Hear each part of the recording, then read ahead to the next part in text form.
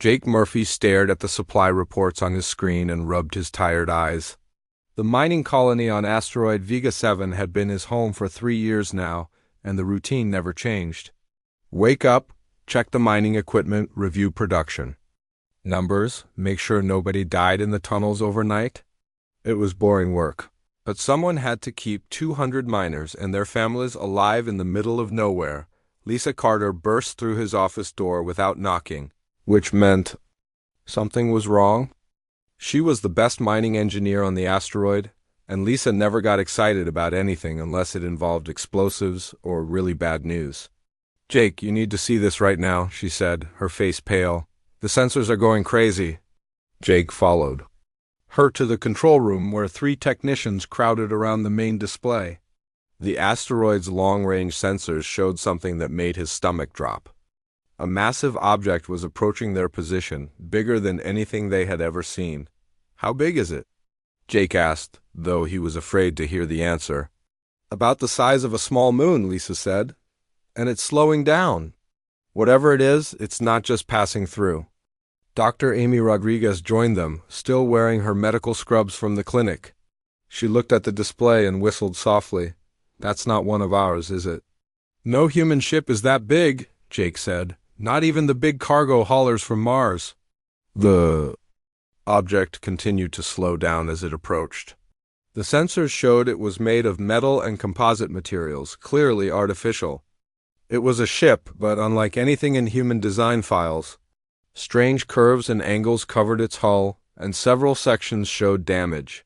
Atmosphere was leaking from multiple breaches. "It's hurt," Lisa said quietly. "Look at those power readings. Half their systems are offline." Commander Steve Walsh arrived with his security team. The colony only had 12 security officers, but they were good people. Steve had served in the Earth Defense Force before coming to Vega 7, and Jake trusted his judgment. "What's the situation?" Steve asked. "First contact," Jake said, "and they're in trouble." The alien ship settled into a slow orbit around the asteroid. For 6 hours, nothing happened. Then the communication system crackled to life with a series of mathematical sequences. Prime numbers, then squares, then simple addition problems. "They're trying to talk," Amy said. Lisa worked with the communications officer to respond with similar mathematical patterns. Slowly, over the next few hours, they established basic communication. The aliens sent simple pictures made of dots and lines. A sun, a planet, destruction, ships fleeing, death. "They're refugees," Jake realized, "running from something." More pictures came through, many ships chasing one ship. Fire and death, worlds turning to ash. The images were crude but clear enough to understand. These aliens were the last survivors of their people, and something terrible was hunting them. The aliens called themselves the Kathmori. Through patient work with pictures and symbols, they told their story. Their homeworld had fallen 3 cycles ago to something they called the Vorlak Empire. The Vorlak conquered worlds and killed everyone who lived there. The Kathmori ship carried the last few thousand survivors of their entire species. "They have children on board," Amy said, studying the medical symbols the aliens had sent. "Sick children, they're dying." Jake stared at the alien ship on the display. It was damaged, leaking air, and full of refugees who had nowhere else to go. The smart thing would be to send them away. The colony barely had enough supplies for its own people, and they had no defenses against whatever was chasing these aliens, but the smart thing felt wrong. "How long before their pursuers arrive?" he asked.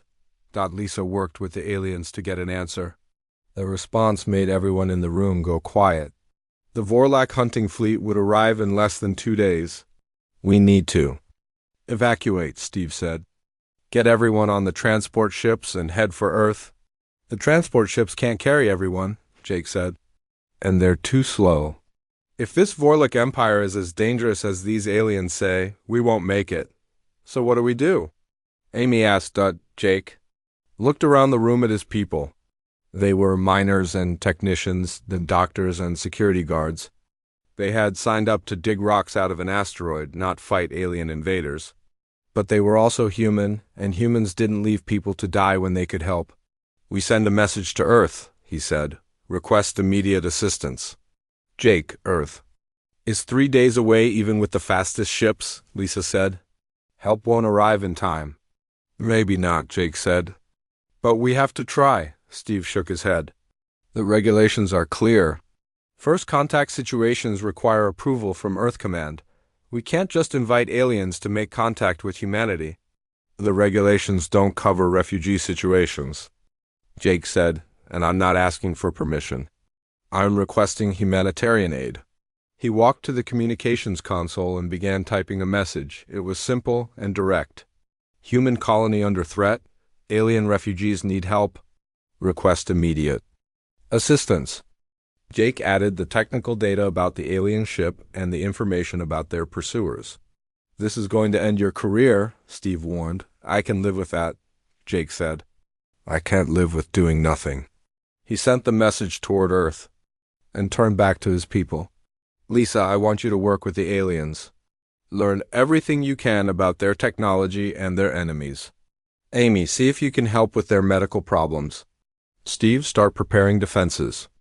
I know we can't stop an invasion fleet, but maybe we can slow them down. And if Earth doesn't send help? Amy asked. Then we make our stand here, Jake said. These people came to us for help. We're not going to turn them away. The next 24 hours passed in a blur of activity. Lisa established better communication with the Kethmori and learned more about their culture.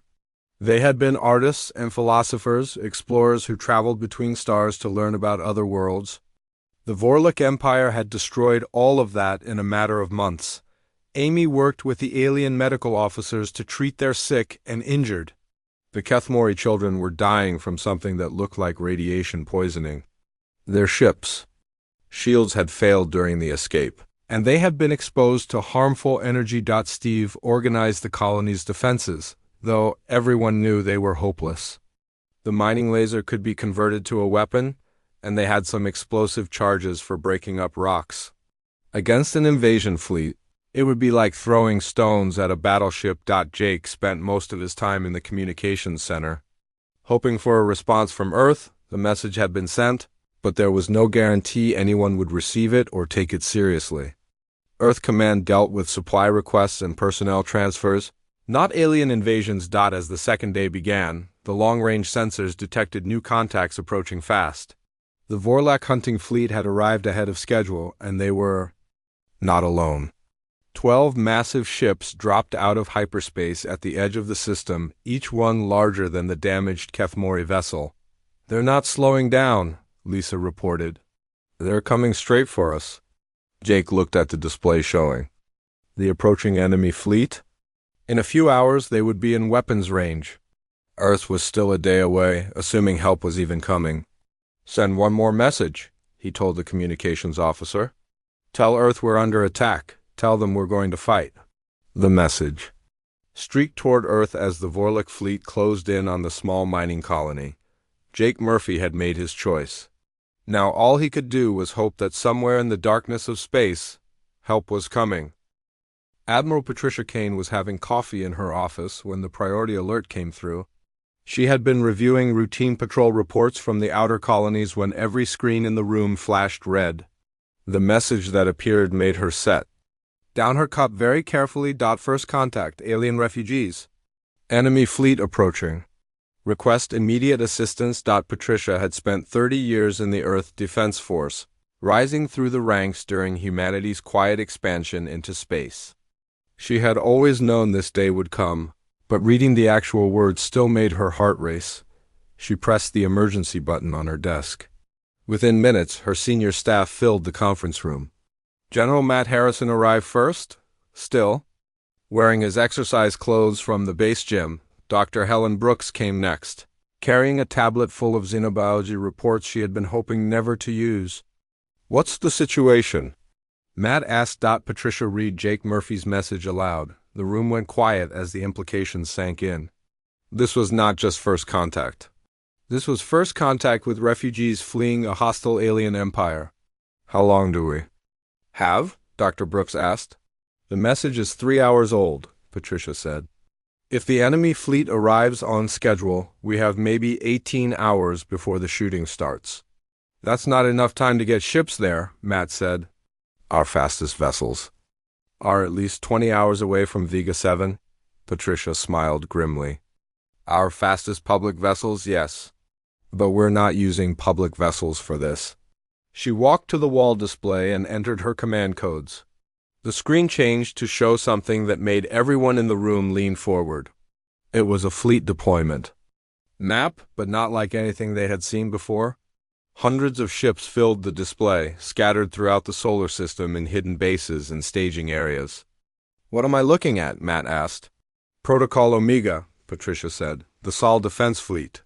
For the past 200 years, while humanity had been publicly focused on peaceful exploration and asteroid mining, a different project had been running in secret. Deep space construction yards had been building warships. Hidden bases had been training crews. Research stations had been developing weapons that the public never knew existed. How many ships? Dr. Brooks asked. 847. Combat vessels, Patricia said.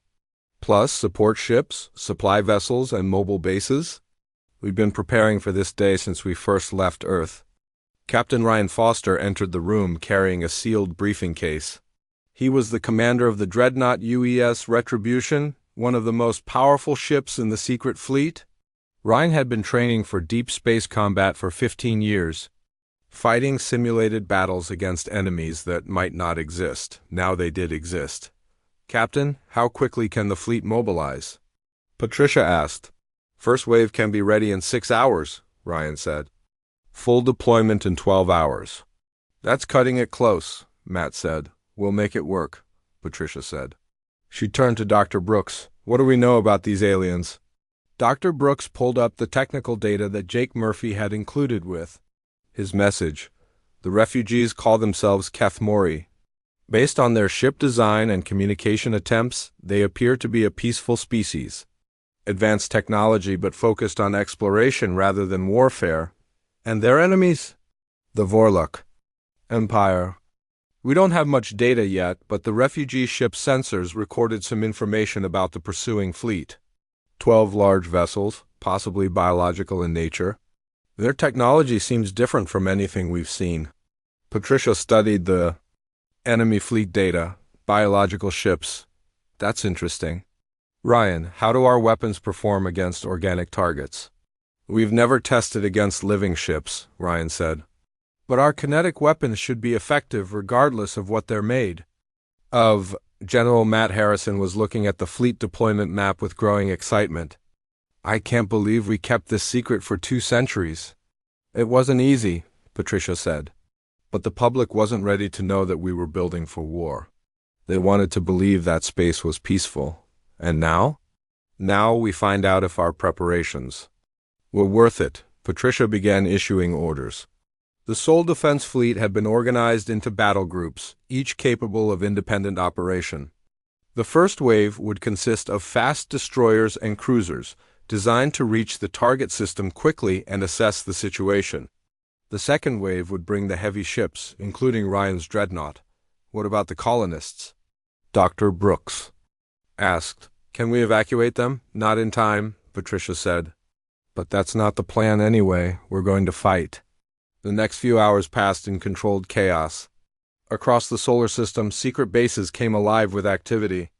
Ships that had been disguised as asteroid mining platforms revealed their true nature.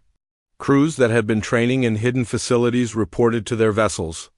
Weapons that had been tested in empty space prepared for their first real combat. Ryan Foster stood on the bridge of UES Retribution as his ship prepared for its first combat mission. The dreadnought was 500 meters long and packed with enough firepower to level a small city. Its crew of 300 had been training together for years, waiting for this moment. All stations report ready, his tactical officer said. Take US out.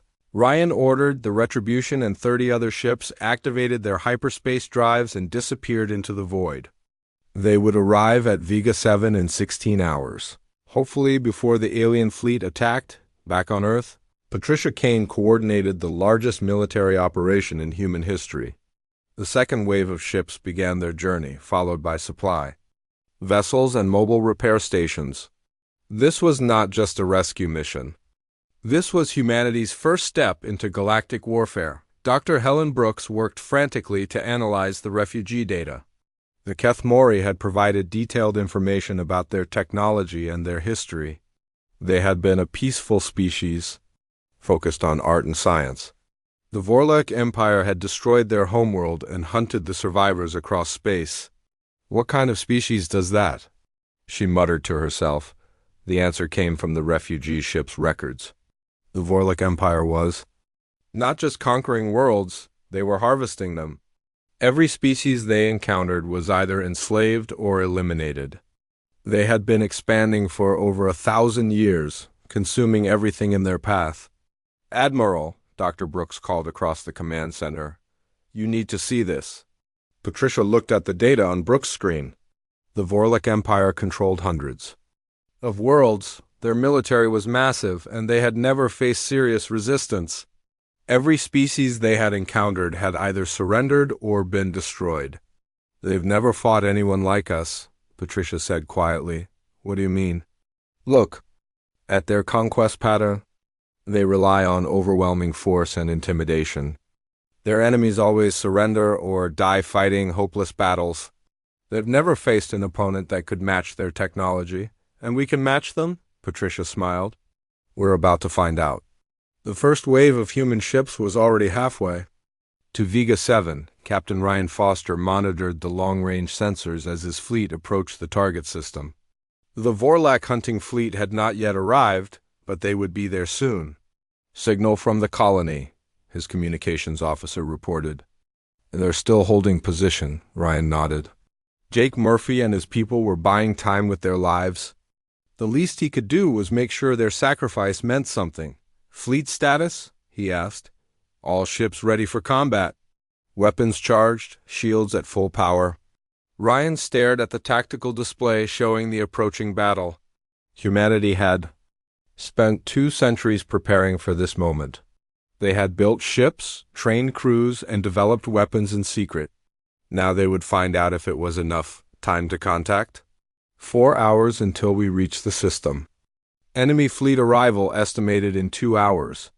It was going to be close. Ryan just hoped they would arrive in time to save the colonists and the alien refugees. More importantly, he hoped they would win. Because if they lost this battle, the Vorlek Empire would learn about Earth, and that would mean the end of everything. War Commander Thekanol stood in the command chamber of his flagship and felt the familiar excitement of another hunt coming to its end. The bioship pulsed around him, its living walls warm to the touch. He had commanded this vessel through 17 world conquests, and it had never failed him. The Vorlek hunting fleet dropped out of hyperspace at the edge of the Vega 7 system with practiced precision. 12 massive bioships arranged themselves in attack formation, their organic hulls gleaming in the light of the distant sun. Each ship was a living weapon, grown rather than built, capable of cracking open planets and consuming entire civilizations. Target acquired, his tactical officer reported. 1 Kethmori vessel in orbit around the asteroid.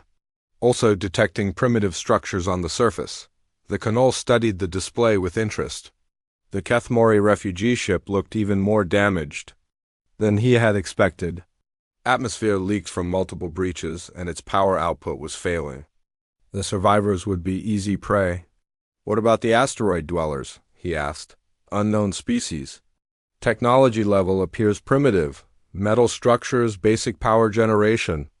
No significant defensive systems detected." "Another species to catalog," Zekanol said with satisfaction. The Vorlak Empire had encountered over 300 different species during their expansion. Most had been eliminated as inferior. A few had been kept as slaves or experimental subjects. All had eventually served the Empire's needs. The bioships moved deeper into the system, their sensors scanning for any signs of resistance. The Kanol had been hunting the Kethmori survivors for 3 cycles, following their trail across empty space. The refugees had been clever, using asteroid fields and dead systems to hide their passage. But they could not run forever. On Vega 7, Jake Murphy watched the approaching fleet with growing dread. The alien ships were huge, each one dwarfing the damaged Kethmori vessel. They moved with organic grace like living creatures swimming through space. "How long until they reach us?" he asked. 2 hours at current speed, Lisa Carter replied. Her voice was steady, but Jake could see the fear in her eyes. They all knew what was coming. The Kethmori elder, Velinari, had joined them in the control room. Through the crude translation system they had developed, the alien had been sharing information about their enemies. The Vorlik Empire did not take prisoners. They did not negotiate. They consumed everything they encountered. "The ships are alive," Velinari explained through a series of clicks and gestures, "grown from captured genetic material. They feed on the energy of dying worlds." Dr. Amy Rodriguez shuddered. "They're using the DNA of extinct species to build their weapons." "How do we fight something like that?" Commander Steve Walsh asked. "We don't," Jake said quietly. "We just try to slow them down long enough for help to arrive." The mining laser had been converted to a weapon, though everyone knew it would be useless against ships that large. The explosive charges used for breaking up asteroids had been rigged as mines, scattered around the colony's perimeter. It was a pathetic defense, but it was all they had. "Signal coming in from the lead ship," the communications officer reported. Jake nodded. "Put it through." The display filled with the image of War Commander Thekanol. The Vorlik leader was tall and lean, with dark scales covering his skin. His eyes were cold and calculating, showing no trace of mercy or compassion. "Primitive species," Thekanol said in heavily accented English. "You harbor enemies of the Empire. Surrender the Kethmori survivors and your deaths will be swift." Jake stepped forward, his legs shaking but his voice steady. "We don't surrender our guests to murderers." Thekanol's expression did not change. "Then you will share their fate. The Empire has consumed 300 species. You will be 301. The transmission ended, leaving the control room in silence. Jake looked around at his people, seeing the same determination in their faces that he felt in his heart. They were miners and technicians, not soldiers. But they were human, and humans did not abandon their friends. "How long until the Earth ships arrive?" Amy asked. "If they're coming at all," Lisa said, checking her calculations again. "Best case scenario, they're still 3 hours away." "Then we hold for 3 hours," Jake said. The Vorlik fleet continued its approach, taking time to study their prey. Thekanol had learned not to underestimate unknown species, even primitive ones. Some had surprised him with hidden weapons or desperate tactics. It was better to be thorough. "Life signs on the asteroid?" he asked. "Approximately 200 individuals of the unknown species. Several thousand Kethmori survivors on their ship." "Interesting. The primitives are protecting the refugees.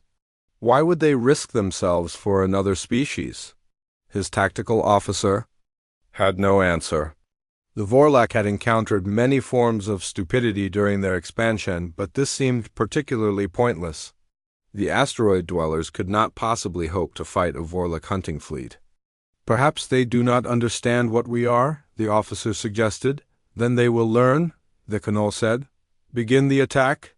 The bioships moved into final attack position, their weapons charging with organic light. Each ship carried enough firepower to destroy a small moon. The asteroid colony would be eliminated in minutes on Vega 7. The long-range sensors detected the energy buildup in the approaching fleet. Jake Murphy stood in the control room, surrounded by his people, waiting for the end. They had done everything they could. The message had been sent to Earth. The refugees had been protected as long as possible. Now all they could do was hope that someone would remember them. "Incoming transmission," the communications officer said suddenly. "It's from Earth." Jake's heart jumped. "Put it through." The display cleared to show a middle-aged woman in a military uniform. Her expression was calm and professional, but Jake could see the determination in her eyes. "This is Admiral Patricia Kane of the Earth Defense Force. Colony Administrator Murphy, your message has been received. Help is on the way." "Admiral, we have maybe an hour before the attack begins," Jake said. "Your ships won't make it in time." "They're already here," Patricia said with a slight smile. The long-range sensors suddenly exploded with new contacts. Ships were dropping out of hyperspace all around the system, appearing as if from nowhere. Jake stared at the display in amazement. There were dozens of them, sleek vessels that looked nothing like the cargo haulers and passenger ships he was used to seeing. Where did they come from? Lisa whispered. We've been preparing for this day for a long time, Admiral Kane said. Captain Foster, you are authorized to engage. War Commander Thekanol saw the human ships appear and felt his first moment of uncertainty in years. The vessels were clearly military, with clean lines and obvious weapon systems. More importantly, there were a lot of them. Analysis? He demanded. Unknown ship types. Technology appears synthetic rather than biological. Weapon signatures unlike anything in our database. Thekanol studied the human formation. The ships moved with military precision, taking positions that suggested advanced tactical training. This was not a merchant fleet or colonial defense force. This was something else entirely. Communications from the lead human vessel, his officer reported. Let me hear it. A human voice filled the command chamber, speaking with cold authority. Vorlek vessels, this is Captain Ryan Foster of the Earth Defense Force. You are ordered to withdraw immediately or face the consequences. The Canol laughed, a harsh sound that echoed through the bioship. Consequences? You face the might of the Vorlek Empire, primitive. We have conquered 300 worlds. You haven't conquered this one, Foster replied. Last warning, withdraw now. Attack formation, the Canol ordered. Show these primitives what real power looks like. The bioships moved forward, their weapons charging with deadly light. The human ships responded by spreading out, taking positions that maximized their firing angles. For a moment, the two fleets faced each other across the void. Then the battle began. Captain Ryan Foster stood on the bridge of UES Retribution and watched the Vorlek bioships advance. The alien vessels moved like living things, their hulls pulsing with organic light. They were beautiful in a terrifying way, but Ryan had trained for this moment his entire career. All ships report ready for combat, Lieutenant Commander Sam Mitchell announced from the tactical station. The young officer had spent years running simulations against theoretical alien enemies.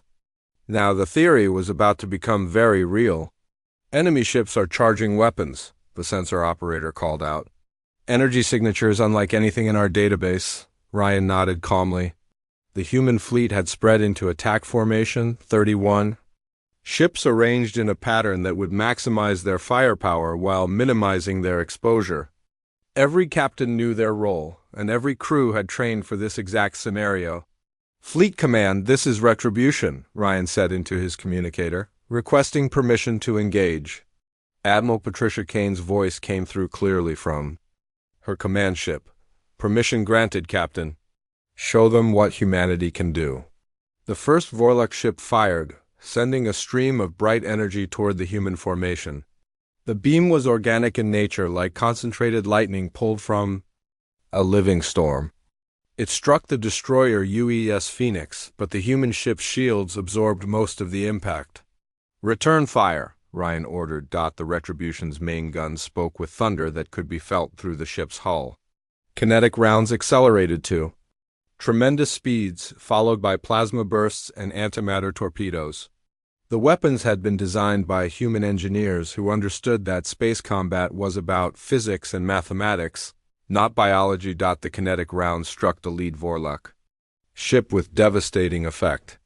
The bioship's organic armor, evolved to resist energy weapons, proved useless against simple metal moving at incredible speed.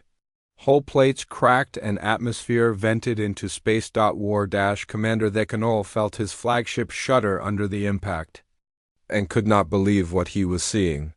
The human weapons were primitive by Vorlek standards, but they were working. The bioship's healing system struggled to repair the damage faster than it was being inflicted. How are they penetrating our defenses? He demanded. Their weapons are purely synthetic, his tactical officer replied. Kinetic projectiles and artificial energy. Our bio-armor was not designed to resist such attacks. Decanol watched in growing alarm as the human fleet unleashed its full firepower. The humans fought with mechanical precision, their ships moving in coordinated patterns while maintaining constant fire. It was unlike anything the Vorlok had encountered before. Most species they conquered used energy weapons similar to their own. When faced with superior Vorlok biotechnology, enemy weapons became less effective over time as the ships adapted. But the human weapons were different. They were not biological systems that could be countered or absorbed. They were simple tools of destruction that followed the basic laws of physics. Damage report, Decanol ordered. Hull breaches on decks, 7 through 12. Weapon system efficiency down to 60%. The ship is trying to heal, but the damage is extensive. The other Vorlok ships were faring no better. The humans had divided their fleet into attack groups, each one focusing fire on a single bioship. The concentrated firepower was overwhelming. The Vorlok defenses one ship at a time. On Vega 7, Jake Murphy and his colonists watched the battle in amazement. The human ships moved like dancers, weaving between the larger Vorlok vessels while maintaining devastating fire. Explosions lit up space as weapons found their targets. How are we winning? Lisa Carter asked in disbelief. Dr. Amy Rodriguez studied the tactical display with growing understanding. Look at how they fight. The aliens use living ships that adapt and heal, but our weapons don't care about adaptation. Metal moving fast enough will punch through anything. Jake nodded, feeling pride swell in his chest. The Earth Defense Force had come when called, and they were not just fighting. They were winning. Signal from Admiral Kane, the communications officer reported. Patricia Kane's face appeared on the screen, calm despite the battle raging around her command ship. Colony Administrator Murphy, please begin evacuating the Kethmori refugees to our medical ships. We'll have this situation under control shortly. Admiral, there are several thousand refugees, Jake said. It will take hours to evacuate them. Oh, we have time, Patricia replied confidently. The battle continued with devastating efficiency. Lieutenant Commander Sam Mitchell coordinated the Retribution's weapons fire, targeting specific systems on the enemy ships. The Vorlok bioships were complex organisms, and humans had learned long ago that complex systems had vulnerable points. Target. They're weapon clusters, Sam ordered. Those organic conduits look like nervous systems. The tactical display showed weak points in the bioship's structure where energy flowed through living tissue. Human weapons struck these areas with surgical precision, causing cascading failures throughout the alien vessels. One by one, the Vorlok ships began to fall silent. Their weapons stopped firing as power systems failed. Their movement became erratic as control systems were severed.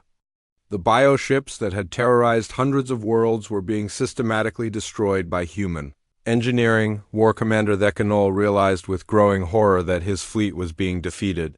In over 1,000 years of expansion, the Vorlok Empire had never faced an enemy like this. The humans fought with cold calculation, using weapons that could not be adapted to or absorbed by biotechnology.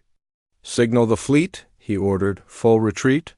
Sir, 3 ships are too damaged to achieve hyperspace velocity. Should we attempt rescue? Decanol looked at the tactical display showing his broken fleet. 7 bioships had been destroyed outright. 3 more were crippled and dying. Only 2 ships remained combat-capable, including his own flagship. Abandon them, he said bitterly. We must report this to the Empire. The remaining Vorlok ships began to withdraw, but the humans were not finished. Captain Ryan Foster had been waiting for this moment when the enemy formation would break and individual ships would try to escape. Pursuit course, he ordered. Don't let any of them reach hyperspace. The human ships followed the retreating Vorlok vessels, continuing their relentless attack. The destroyer used thunder caught one bioship just as it tried to jump to hyperspace. The alien vessel exploded in a brilliant flash of organic light. War Commander Decanol's flagship barely escaped, its biohull smoking in trailing atmosphere. He had led the most powerful hunting fleet in the Empire, and now only his ship remained. The humans had accomplished in 3 hours what no other species had managed in 1,000 years. They had defeated the Vorlich Empire in open battle. Set course for the nearest Imperial base, he ordered. The High Command must be warned. As his damaged ship limped away into hyperspace, the Canol wondered if the Empire would even believe his report. A primitive species with synthetic weapons had destroyed an entire hunting fleet. It seemed impossible, but the evidence was floating in the wreckage around Vega-7. Captain Ryan Foster watched the last enemy ship disappear and felt a mixture of satisfaction and concern. They had won this battle, but it was only the beginning. The Vorlich Empire now knew about humanity, and they would not underestimate humans again. Damage report, he requested. Minor hull damage to Phoenix and Thunder, no casualties, all ships operational. Ryan nodded with satisfaction. The human fleet had performed exactly as designed. 2 centuries of preparation had paid off in the most dramatic way possible. Signal from Admiral Kane, Sam Mitchell reported. Captain Foster, excellent work, Patricia's voice came through the COM system. Begin rescue operations for the damaged alien vessels. We need prisoners for interrogation. Understood, Admiral. What about the refugees? Medical ships are already beginning evacuation. Dr. Brooks wants to study their technology and learn more about the Vorlich Empire. Ryan looked out at the aftermath of the battle. Wreckage from 11 bioships drifted through space, while the 12th had managed to escape. The Kethmori refugee ship was being evacuated by human medical teams. The mining colony was safe, but more importantly, humanity had announced its presence to the galaxy in the most dramatic way possible. The Vorlich Empire had been expanding for over 1,000 years, consuming every species they encountered. Now they knew there was at least one species that could fight back. Signal the fleet, Ryan ordered. Prepare for Phase 2 operations. The battle for Vega-7 was over, but the war for the galaxy was just beginning. War Commander Decanol found himself in a place he never thought possible. He was a prisoner aboard a human ship, sitting across a metal table from Admiral Patricia Kane. The human woman studied him with cold interest, as if he were a specimen. In a laboratory. You understand our language well enough, Patricia said. That will make this easier. The Vorlich commander's ship had been disabled before it could escape to hyperspace. His crew was dead, killed when the bioship's life support systems failed. Only Decanol had survived, protected by his command armor during the final moments of the battle. I will tell you nothing, he said, though his voice lacked its usual confidence. You already have, Patricia replied.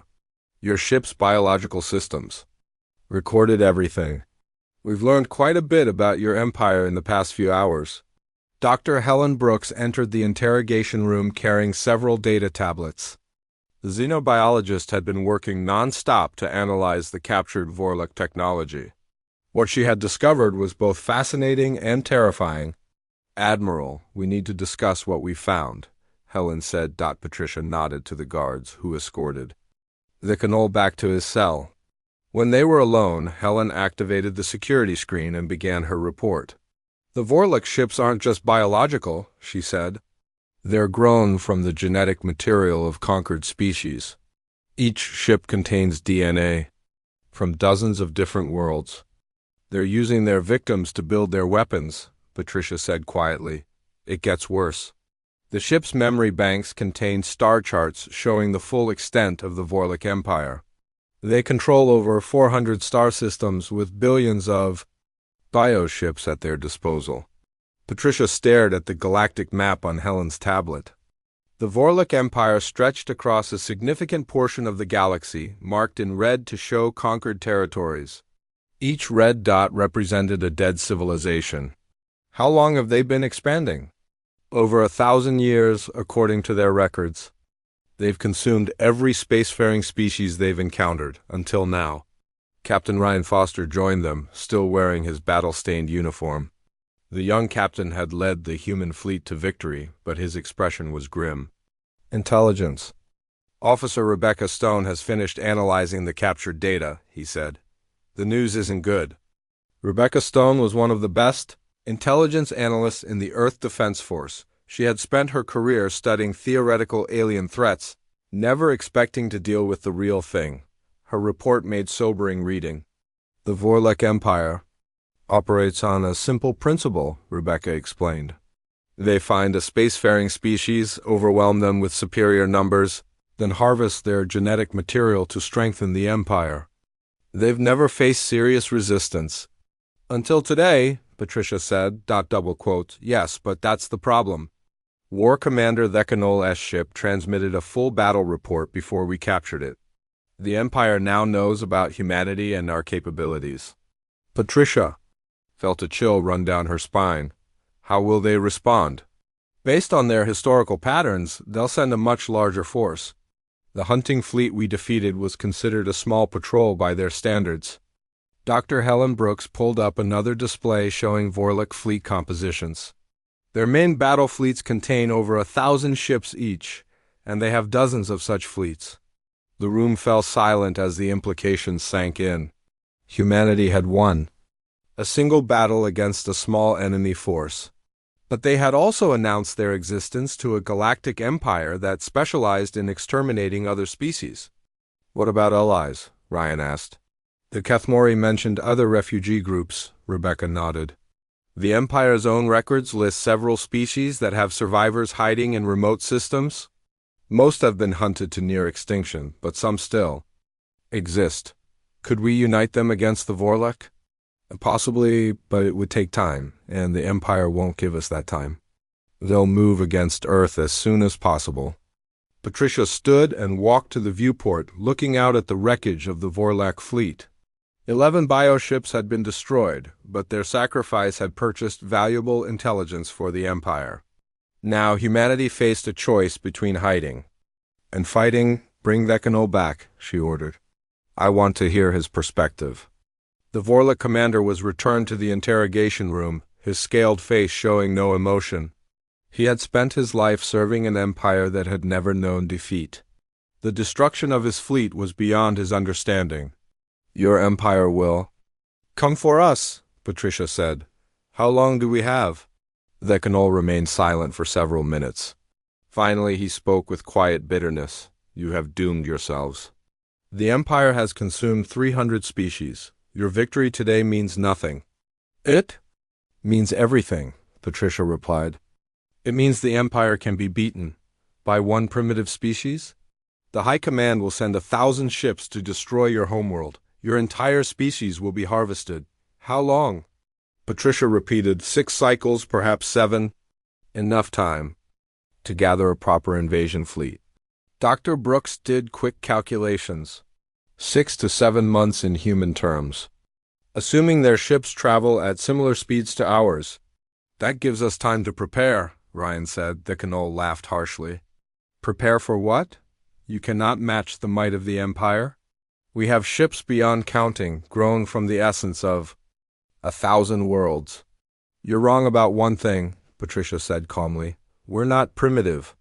She activated the room's display system, showing Thekanol images from the battle.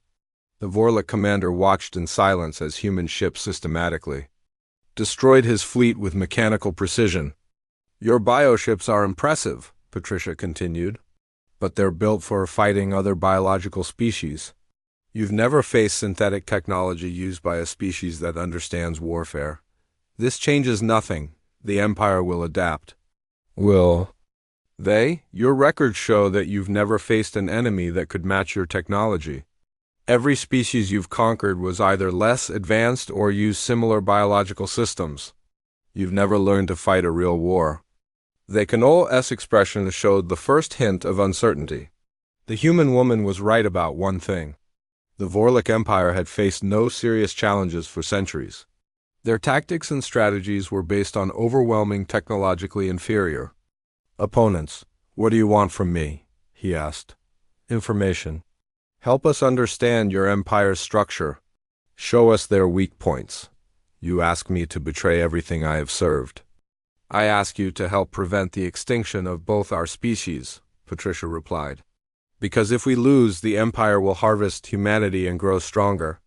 And if we win using the wrong methods, we might destroy everything they've built, including the genetic heritage of hundreds of dead civilizations. The Vorlok commander stared at her in surprise. He had expected threats or torture, not an appeal to preserve his empire's victims. You would spare the conquered worlds, if we can? But first we need to survive the coming war. Meanwhile, on Vega 7, Jake Murphy was coordinating the evacuation of Kethmori refugees to human medical ships. The alien survivors were weak and traumatized, but they were alive. Elder Velinari worked with Dr. Amy Rodriguez to translate important information about the galaxy beyond human space. The Vorlok Empire has many enemies, Velinari explained through the translation system. Species that have lost homeworlds but retain hidden colonies. They wait for someone strong enough to lead them. And you think humanity could be that leader? Amy asked. Your ships destroyed a Vorlok hunting fleet without losing a single vessel. That has never happened before. Word will spread quickly among the refugee populations. Lisa Carter finished analyzing the Vorlok shipwreckage and made an interesting discovery. Jake, you need to see this. The bioships aren't just grown from alien DNA, they're powered by it too. What do you mean? The energy systems use controlled genetic breakdown to generate power. They're literally consuming the essence of dead civilizations to fuel their ships. The implications were staggering. The Vorlok Empire was not just conquering other species. They were turning them into fuel for continued expansion. Every bioship was a monument to genocide powered by the deaths of entire worlds. We have to stop them, Jake said quietly. The question is how? Amy replied. The intelligence reports say they have thousands of ships. Then we'll build thousands more, Jake said with determination. Humanity has survived ice ages, plagues, and world wars. We can survive this too. Admiral Patricia Kane received the preliminary reports from Vega 7 and felt the weight of responsibility settle on her shoulders. The Vorlok Empire was vast and powerful, but it was also complacent.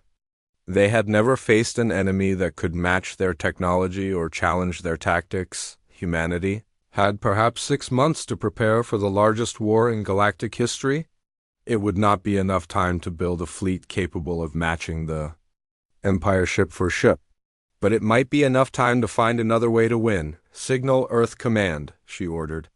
Tell them to activate Protocol Omega Phase 2. It's time to show the galaxy what humanity can really do.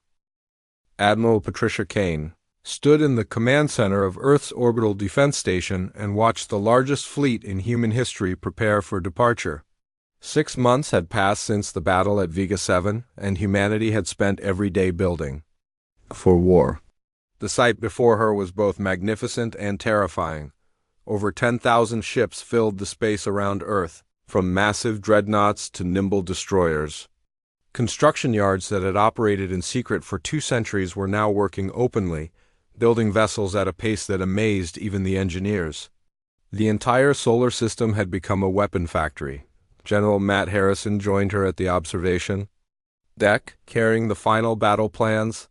Fleet strength at 112% of projections, he reported.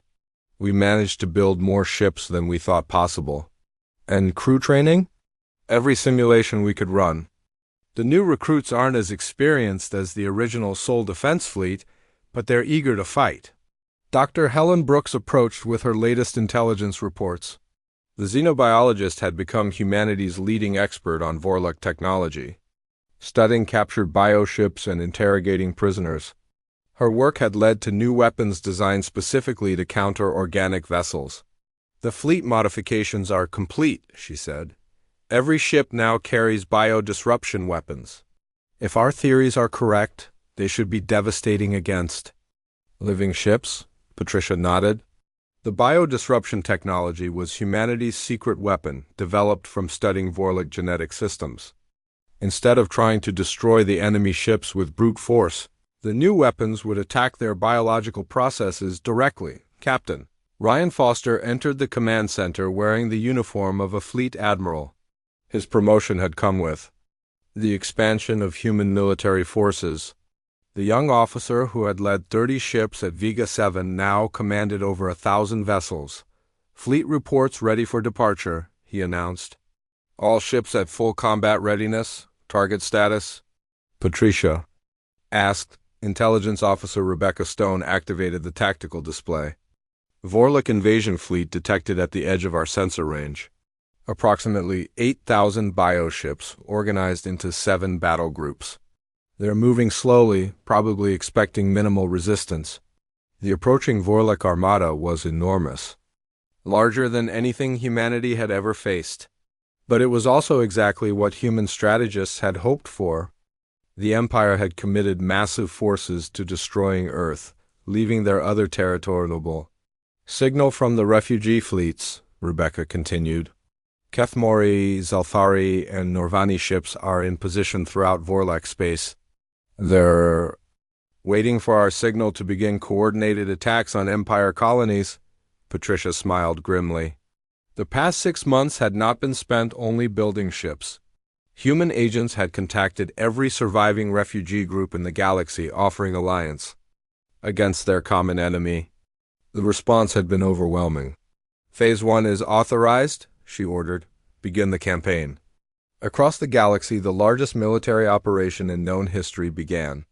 Human ships emerged from hyperspace at dozens of Vorlok colonies, supported by refugee fleets seeking vengeance for their destroyed homeworlds.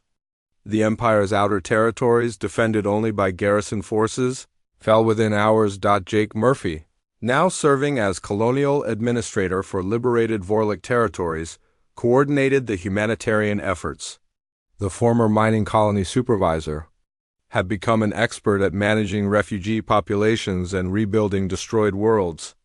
Rescue teams report successful evacuation of slave populations from Vorlok Colony 7, he reported to Admiral Kane.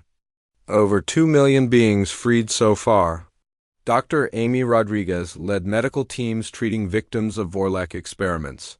The Empire had used captured species for biological research, creating horrors that challenged even experienced doctors.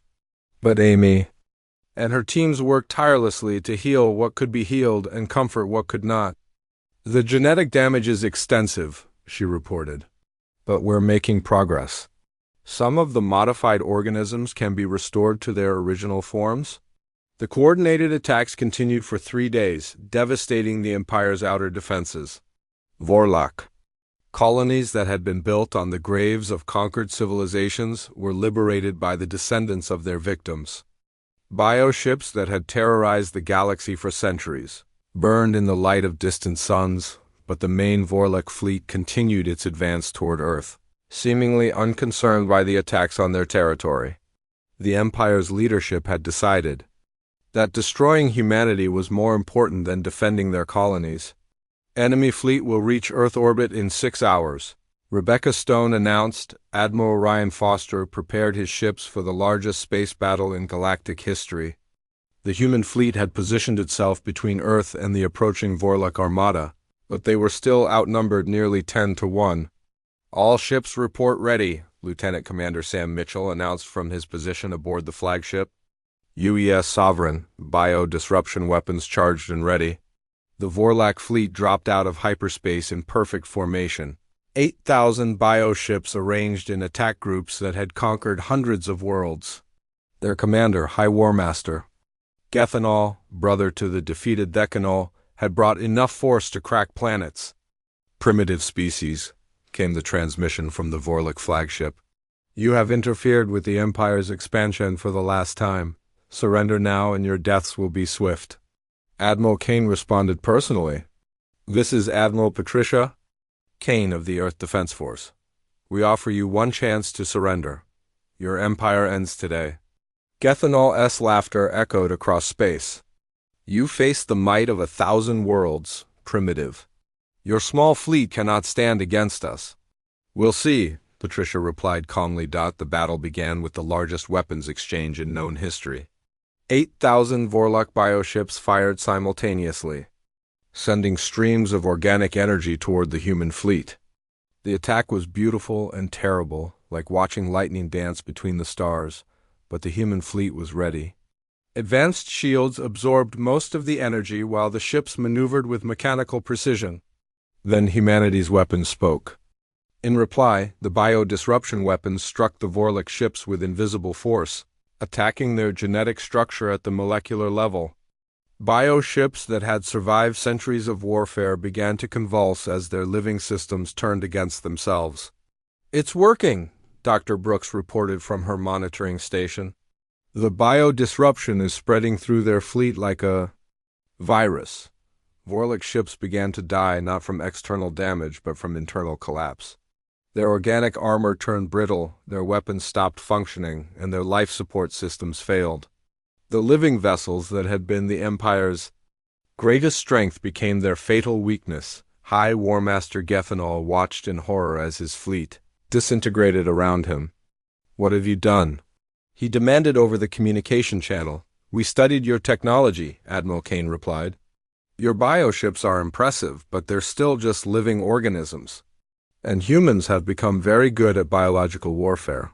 The battle that was supposed to last for days ended in less than 3 hours. The Vorlok invasion fleet, built from the genetic heritage of hundreds of conquered species, died in the cold vacuum of space. Only a few hundred ships survived, their crews surrendering rather than face the bio-disruption weapons. War Commander Thekanol, who had been confined aboard the human flagship during the battle, stared at the wreckage of his people's mighty fleet. "How?" he whispered. "Your empire made a mistake," Admiral Kane explained. "You became so dependent on biological technology that you forgot how to fight wars. Humans never forgot. The victory at Earth was decisive, but it was only the beginning. Across the galaxy, human fleets supported by refugee allies continued their advance into Vorlok territory. The empire that had ruled for over 1,000 years collapsed within weeks as their bioships proved vulnerable to human weapons. Jake Murphy stood on the observation deck of a liberated Vorlok world, watching as refugee species returned to rebuild their ancient homes. Children who had been born in hiding played in the ruins of cities their grandparents had built. "It's hard to believe it's over," Lisa Carter said, joining him at the window. The mining engineer had become an expert at converting Vorlok biotechnology. "For peaceful purposes, it's not over," Jake replied. "It's just beginning. We have a whole galaxy to rebuild." Admiral Patricia Kane received the final reports from across human space. The Vorlok Empire had surrendered unconditionally after their capital world fell to combined human and refugee forces. The surviving Vorlok populations would be relocated to reservation worlds where they could live peacefully under galactic supervision. "What happens now?" General Matt Harrison asked. "Now we keep the peace," Patricia said. "Humanity has become the protector of this galaxy, whether we wanted the job or not."